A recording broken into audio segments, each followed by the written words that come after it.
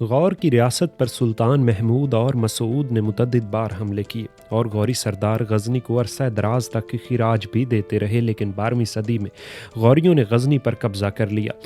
غور کے رئیس عز الدین حسن کے 7 لڑکے تھے، ان میں سے ایک کو غزنی کے سلطان نے قتل کروا دیا تھا۔ دوسرے بھائی نے غزنی پر حملہ کر کے اس کو فتح کر لیا، لیکن کچھ عرصے کے بعد غزنی کے امیروں نے اس کو بھی قتل کر دیا اور تیسرا بھائی علاء الدین حسن بدلہ لینے کے لیے چلا۔ اس نے غزنی پر قبضہ کر کے حکم دیا کہ شہر کو جلا دیا جائے اور مال اور دولت لوٹ لیا جائے۔ 7 دن تک شہر جلتا رہا اور بے شمار آدمیوں کا خون بہایا گیا۔ محمود اور اس کے 2 جانشینوں کے علاوہ سب کی قبریں کھدوا دی گئیں اور تمام شہر جل کر خاک ہو گیا اور 70,000 آدمی ہلاک ہوئے۔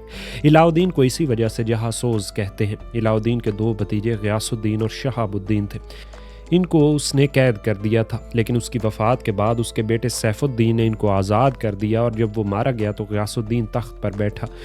اس کے چھوٹے بھائی شہاب الدین نے 1173 عیسوی میں غزنی کو فتح کیا اور وہیں کا گورنر مقرر ہوا۔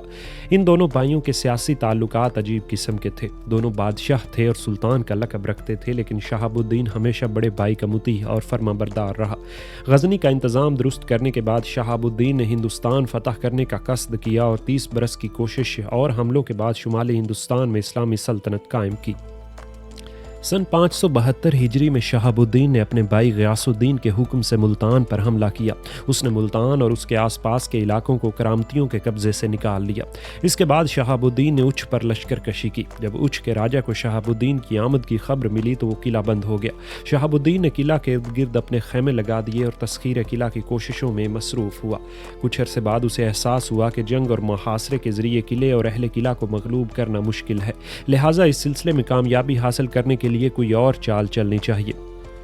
اس خیال کے پیش نظر شہاب الدین نے راجہ اچھ کی رانی کے پاس اپنا ایک قاصد بھیجا اور یہ پیغام بھجوایا کہ اگر تیری کوشش سے قلعہ فتح ہو گیا تو میں تجھ کو اپنی ملکہ بناؤں گا۔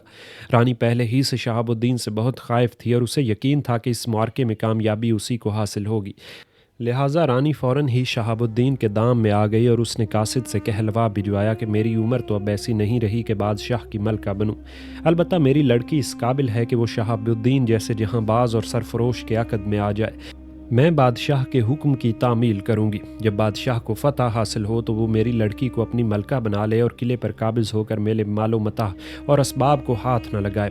شہاب الدین نے رانی کی یہ شرائط منظور کر لی۔ اس کے بعد رانی نے 2 دن ہی میں اپنے راجہ کا کام تمام کر دیا اور شہر شہاب الدین کے حوالے کر دیا۔ شہاب الدین نے حسب شرط راجہ کی بیٹی کو مسلمان کر کے اس کے ساتھ شادی کر لی۔ اس کے بعد اس نے رانی اچھ اور اس کی بیٹی کو غزنی بھیج دیا تاکہ انہیں وہاں اسلامی تعلیمات اور قرآن سے بہرور کیا جا سکے۔ شہاب الدین نے اگرچہ اس مرد مار رانی کے توسط سے اپنا کام تو نکال لیا تھا، لیکن وہ دل ہی دل میں اس سے ناراض تھا کیونکہ اس نے اپنے شوہر سے بے وفائی کی تھی، لہٰذا وہ ان ماں بیٹیوں کو بالکل قابل اعتماد نہ سمجھتا تھا۔ کچھ دنوں بعد رانی اچھ کا تو انتقال ہو گیا۔ بیٹی نے بھی شہاب الدین کی ملکہ بن کر کوئی فائدہ حاصل نہ کیا اور اپنی ماں کی وفات کے 2 برس بعد رنج اور غم کی زندگی بسر کر کے وفات پا گئی۔ شہاب الدین نے ملتان اور اچھ کی حکومت علی کرماج کو سونپی اور خود غزنی واپس چلا گیا۔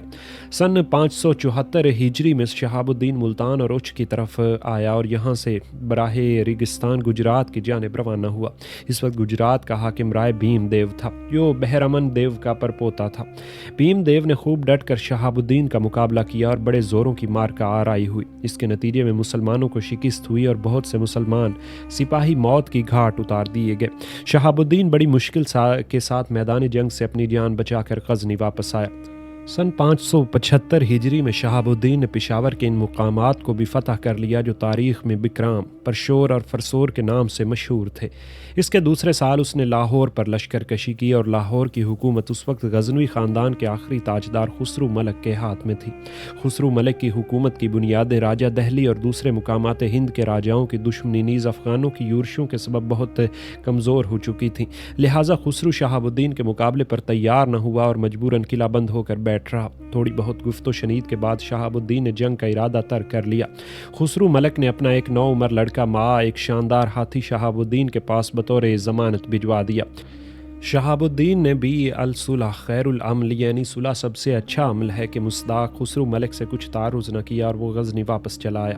سن 576 ہجری میں شہاب الدین نے سندھ کے مشہور شہر دیول یا دیبل سندھ کا قدیمی تاریخی مقام ہے جو موجودہ زمانے میں اس کے متعلق یہ کہنا مشکل ہے کہ یہ شہر کس جگہ آباد تھا، البتہ یہ یقینی ہے کہ کراچی کے مضافات میں تھا۔ کچھ محقق اسے موجودہ ٹھٹھا کے قرب و جوار میں بتاتے ہیں، پر حملہ کیا اور دریائے سندھ کے کنارے کے تمام مقامات کو اپنے قبضے میں لے لیا اور بہت سا مال غنیمت لے کر اپنے وطن کو واپس ہوا۔ سن 580 ہجری میں شہاب الدین نے لاہور پر پھر لشکر کشی کی اور اس شہر کے گرد و پیش کے علاقوں کو خوب جی بھر کر لوٹا اور دریائے راوی اور دریائے چناب کے درمیانی سیالکوٹ کا قلعہ تعمیر کروایا اور اس کی حکومت حسین خرمیل کے سپرد کی۔ اس کے بعد وہ واپس غزنی آ گیا۔ شہاب الدین کی واپسی کے بعد خسرو ملک کو ایک اچھا موقع ہاتھ آیا۔ اس نے کھوکھروں اور ہندوؤں کے ساتھ مل کر سیالکوٹ کے قلعے کا محاصرہ کر لیا۔ خسرو نے اس قلعے کو فتح کرنے کی ہر چند کوششیں کی لیکن ناکام رہا، لہٰذا بھی نیل و مرام واپس لوٹا۔ خسرو کی اس حرکت پر شہاب الدین بہت برا فروختہ ہوا۔ اس نے سن 582 ہجری میں ایک زبردست لشکر تیار کر کے لاہور پر حملہ کر دیا۔ خسرو ملک اس بار بھی قلعہ بند ہو گیا اور چند روز تک تو خسرو ملک شہاب الدین سے چھٹکارا حاصل کرنے کی تراکیب سوچتا رہا، لیکن آخر کار یہ سوچ کر کہ اس شیر سے چھٹکارا حاصل کرنا مشکل ہے، اس نے قلعے کا دروازہ کھول دیا۔ خسرو ملک بڑی عاجزی کی حالت میں شہاب الدین کی خدمت میں حاضر ہوا اور بہت ہی عزت اور احترام کے ساتھ اپنے شہر میں اسے لے آیا۔ شہاب الدین نے لاہور کو بھی ملتان کے حاکم علی کرماج کے سپرد کیا اور خسرو ملک اور اس کے بیٹے کو غیاث الدین کے پاس فیروزہ کوہ کی جانب روانہ کر دیا۔ سلطان غیاث الدین نے ان دونوں باپ بیٹوں کو جرجستان کے ایک قلعے میں قید کر دیا اور کچھ عرصے بعد خوارزم شاہ کا حادثہ وقوع پذیر ہوا۔ غیاث الدین نے خسرو ملک کو بھی سازش میں شرکت کا مجرم گردانتے ہوئے ان تمام غزنوی قیدیوں کو موت کے گھاٹ اتار دیا اور یوں سلطان محمود کے خاندان کا چراغ ہمیشہ کے لیے گل ہو گیا۔ شہاب الدین غوری نے سن 887 ہجری میں ایک بار پھر ہندوستان پر حملہ کیا۔ اس حملے میں اس نے بٹھنڈا کا مشہور قلعے پر قبضہ کر لیا جو اس زمانے میں ہندوستان کے بڑے بڑے راجاؤں کا مرکزی شہر بن گیا تھا اور راجہ اجمیر کے قبضے میں تھا۔ شہاب الدین نے بٹھنڈا کی حکومت ملک بہاؤالدین کے سپرد کی اور اسے 1040 سواروں کی جماعت کے ساتھ یہیں چھوڑ کر خود واپسی کی تیاریوں میں مصروف ہو گیا۔ شہاب الدین رخصت ہونے ہی والا تھا کہ اسے خبر ملی کہ رائے پتھورا اپنے بھائی راجہ دلی کھانڈے رائے سے سازش کر کے ہندوستان کے دوسرے راجاؤں کو بٹھنڈا کے قلعے پر قبضہ کرانے کے لیے اپنا ہم خیال بنا لیا ہے، اور یہ خبر سن کر شہاب الدین نے واپسی کا ارادہ ملتوی کر دیا اور ایک بڑا لشکر لے کر رائے پتھورا کے مقابلے کے لیے آگے بڑھا۔ موضع ترائن جو کہ آج کل تراؤزی کے نام سے مشہور ہے، دلی سے تقریباً 40 کوس کے فاصلے پر واقع ہے۔ وہاں دریائے سرستی کے کنارے دونوں افواج کا آمنا سامنا ہوا۔ جب مارکہ کارزار گرم ہوا تو ہندوؤں نے خوب جی توڑ کر لڑائی کی اور اپنی جان بازی کے جوہر دکھائے، یہاں تک کہ مسلمان سپاہیوں کے قدم اکھڑنے لگے۔ شہاب الدین کے لشکر کا میمنہ اور میسرہ بالکل خالی ہو گیا تھا۔ قلب لشکر میں بھی البتہ کچھ لشکری ابھی باقی رہ گئے تھے۔ لشکر کی یہ بے ترتیبی اور بدحالی دے کر شہاب الدین کے ایک امیر نے اس کو بتایا، ہماری فوج کے میمنہ اور میسرہ کے دونوں امیر جو کہ غوری خاندان کے پروردہ اور پرداختہ تھے، خوفزدہ اور بدحواس ہو کر میدان جنگ سے فرار کا راستہ اختیار کر چکے ہیں۔ مقدمۃ الجحش کے افغانی اور خلجی سردار بھی جو ہمیشہ بڑھ بڑھ کر باتیں کیا کرتے تھے اس وقت میدان جنگ سے غائب ہیں۔ اس لیے میرا خیال ہے کہ آپ بھی اس وقت جنگ سے کنارہ کشی کریں اور لاہور کی جانب روانہ ہو جائیں۔ شہاب الدین کو اپنے اس امیر کا مشورہ پسند نہ آیا اور اس نے ہمت اور جرأت سے کام لیتے ہوئے قلب لشکر کے باقی ماندہ سپاہیوں کی رفاقت میں دشمن پر حملہ کر دیا۔ اس مارکے میں شہاب الدین نے جان بازی اور مردانگی کے ایسے جوہر دکھائے کہ دوست اور دشمن بھی تعریفیں کرنے لگے۔ شہاب الدین لڑ رہا تھا کہ اچانک راجہ دلی کھانڈے رائے کی نظر اس پر پڑی اور اس نے اپنا ہاتھی شہاب الدین کی جانب بڑھا دیا۔ شہاب الدین بھی اپنا نیزہ سنبھال کر اس کی جانب بڑھا اور ہاتھی کے پاس پہنچ کر اس نے پورے زور سے ہاتھی کے منہ پر نیزے کا وار کیا۔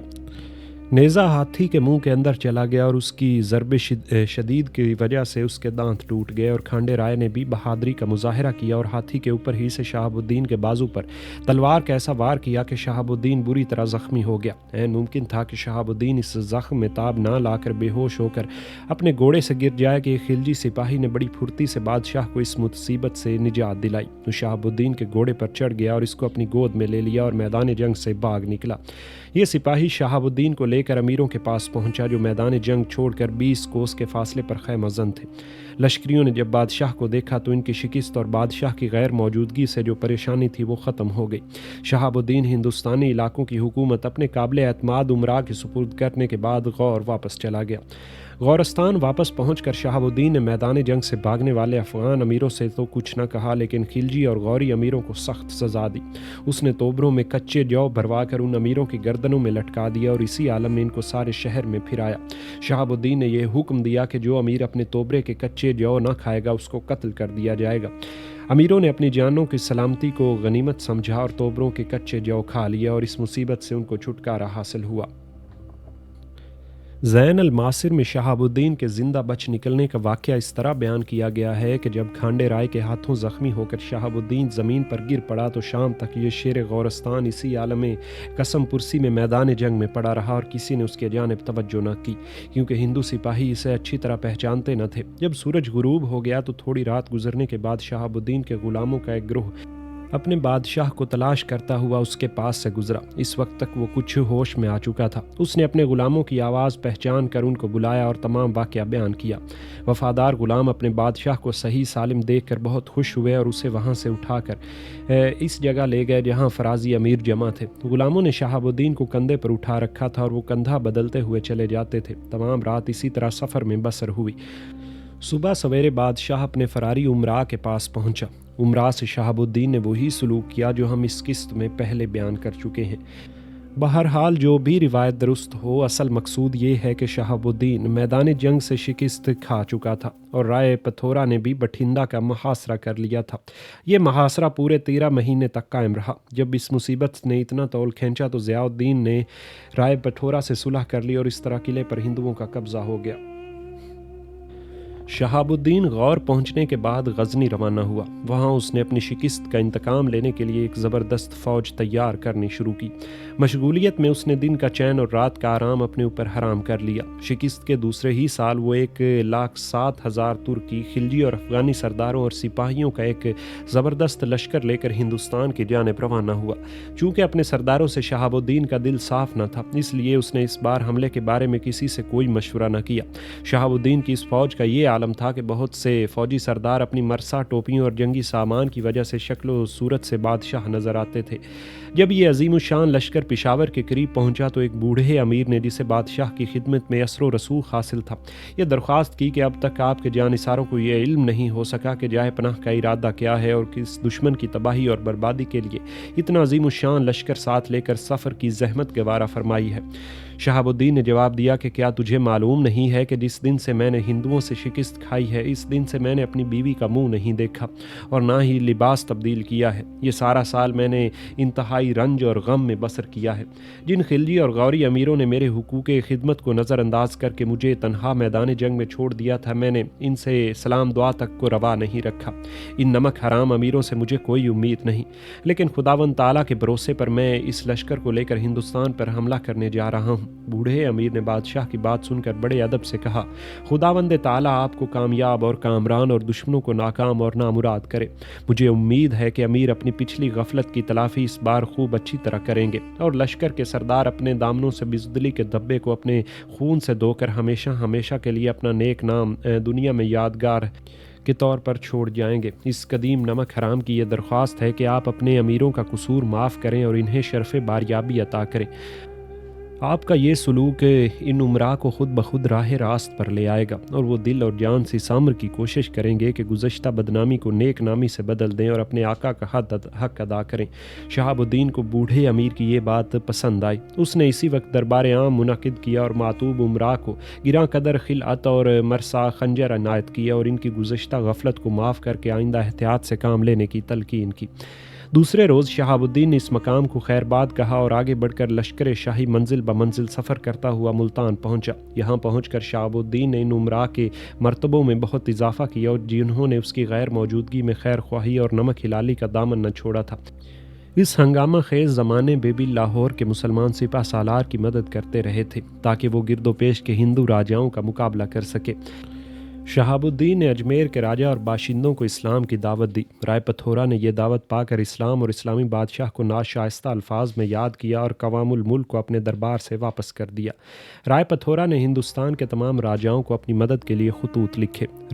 سبھی راجاؤں نے رائے پتھورا کا ساتھ دینے کا ارادہ کیا اور خط ملتے ہی اپنے اپنے لشکر لے کر اس کی مدد کو چل پڑے، اور کچھ ہی دنوں میں تمام ہندوستان کے راجہ رائے پتھورا کے گرد جمع ہو گئے۔ راجہ 3 لاکھ راجپوتوں اور افغانوں کا عظیم الشان لشکر لے کر شہاب الدین کے مقابلے کے لیے آگے بڑھا۔ سن 588 ہجری میں دریائے سرستی کے کنارے بمقام ترائن خیمہ زن ہوئے۔ 150 راجپوت راجاؤں نے انتہائی دلیری اور جرأت سے کام لینے اور مسلمانوں کو تباہ و برباد کرنے کی قسمیں کھائیں۔ ان ہندو راجاؤں نے آپس میں یہ عہد کیا کہ جب تک کہ مسلمانوں کو ختم نہ کر لیں گے اس وقت تک اپنی تلواریں میان میں نہ رکھیں گے۔ اس میدان جنگ میں اپنے اپنے کمالات کا ایسا مظاہرہ کریں گے کہ دنیا میں ہمیشہ ہمیشہ کے لیے نام باقی رہے۔ یہ راجہ چونکہ شہاب الدین کو ایک مرتبہ شکست دے چکے تھے، اس لیے ان کے حوصلے بہت بڑے ہوئے تھے۔